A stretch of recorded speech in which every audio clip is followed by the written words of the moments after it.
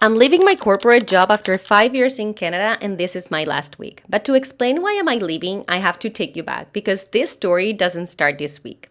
Can we talk about the moment when you finally get everything you worked for and instead of celebrating, you just crash? Because immigration is just not paperwork, it's years of living on adrenaline. The next document, the next deadline, the next fee, checking the processing times like it's the weather, and your whole life is on hold waiting for a decision someone else makes about you.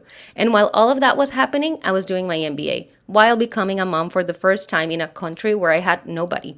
Studying with a baby, chasing PR with a baby, working with a baby, no grandmothers, no village, and just deadlines and a tiny human needing me at my 100%.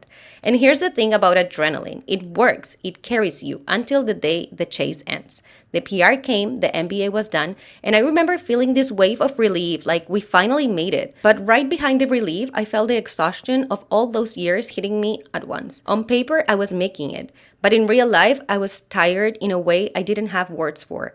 And can I confess something I've never said out loud? Right before I landed this job, I thought about staying home. I did. I was so depleted that the thought crossed my mind, like, what if I just stop?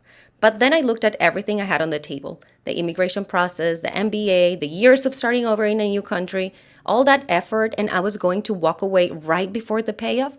No. I felt like I was 2 meters from the finish line, so I kept going. And then it happened. I landed it. A good corporate job, well paid, good people, and in my field, the one I built before moving here and the one I thought immigration had taken from me.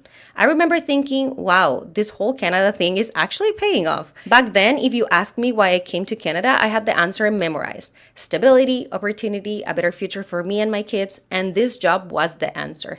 I had no idea that the answer had an expiry date, but that's later because this job ended up giving me everything. That's tomorrow's episode. Before I tell you why I left, you need to understand why this is not a story about a bad job.